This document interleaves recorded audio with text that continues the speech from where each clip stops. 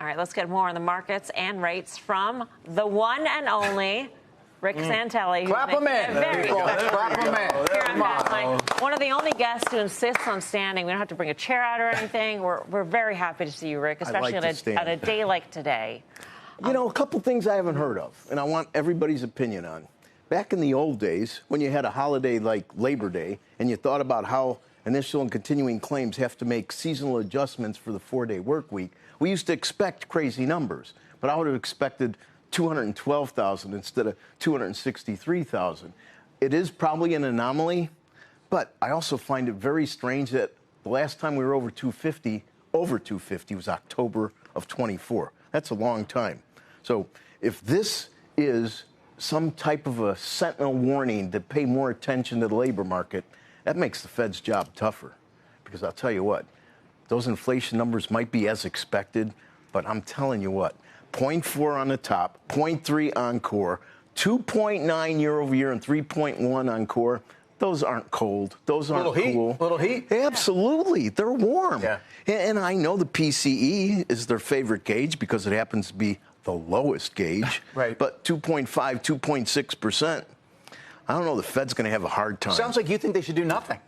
Listen, I'll tell you what, I know that, you know, the administration isn't going to be tickled with me, but ultimately, I do think that the labor market weakening, if this 263 ends up being less than an anomaly and actually gives us some sort of reality, I think they should do a quarter. But if the inflation numbers stay where they are, if I was the Fed, I'd do a quarter and call it a day. Yeah, we had the pleasure of having a conversation earlier in the day on the exchange, Rick, and you posited that perhaps the inflation that we are seeing, albeit in line with what was expected, is actually not tariff-related at all, which many people believe, but that there is just an endemic, systemic I completely agree, problem. And I can't remember. I think maybe it was Dan that was just talking about this. Yeah. But yes, I know everybody's looking at goods, they're looking at apparel. Right. First of all, if apparel is getting juiced a bit because of the tariffs and the uncertainty, first of all, who knows whether it's ever going to come back down? Maybe that's the new area. But granted, you need the dynamic movement to create inflation. But I think things that you brought up, services, there's a lot of costs going on in the average person's life, and I don't see them going down. So I think the stickiness has some portion on the good side, but I think there's a whole lot more to the story than tariffs. That's what we were saying before: groceries, gasoline, electricity, car Absolutely. repairs. I mean, this is everyday Americans, you know, what they pay for on a monthly basis, and that's not going down at all. No, I don't think it's going to. And I think the stock market, listen, first and foremost, I'm a technician, okay? And I think when it comes to stocks, I'll count my Fibonacci moves before I listen to the fundamentals. There's too many, and it's hard to reconcile. But as we were talking off camera, how much money's on the sidelines in T-bills? It's just astronomical. And how many of these big institutions are anywhere even in the zip code of their bogeys?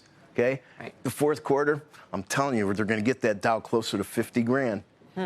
Rick, last year at this time, the Fed was more concerned with the labor market that was weakening. You just mentioned you got to go back to October 24 to see some of these sorts of numbers. So we cut 50 and then another 50 in two different meetings. What do you think that did for the labor market? Because what we've seen over the last, call it 8 or 9 months, it wasn't really that helpful. No, we're in this no hire, no fire. It's a very strange dynamic. And as the Treasury Secretary said, and I'm paraphrasing the day before yesterday, if the Fed's data dependent and the data isn't accurate, then they owe the markets more cuts. Now, I'm not sure I agree with that entirely, but it's a very logical premise. I mean, it really is. If the data is flawed and the jobs market's significantly weaker, then your whole strategy in the past isn't exactly where you ought to be.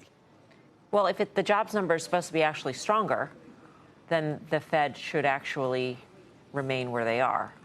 It's more fodder. If there's an inflation problem and the jobs market is fine. Yeah, but then 911,000 jobs is more than half. Yeah. Now, I understand it was March, so it's kind of, in a way, it's old.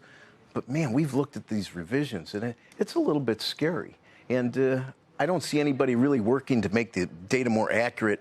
You know, ADP, we have a lot of ways we can go. AI, you would think that they would be able to follow payroll data Right. and do it better. Surveys, come on. Who in this room would ever answer a phone and do a survey with anybody? I don't answer the phone. Me neither. Even when they're in my contact list, I don't answer it. So Rick, is it significant that gold, in the last day has also broken its inflation-adjusted all-time high? You know what? And I waited. This for has a to mean long something for time. you. Yeah. So- I was trading gold in January, February of 1980. It reached 800 and something bucks. Right. I did the numbers, and you're right. If you bought it after it broke out, technically adjusted for inflation, you still made about what, 600 bucks? Yep. Yeah. No, I'll tell you what. The gold trade is a very, very good trade, and I can't wait at some point to see the duel that's going to go on between Bitcoin and gold.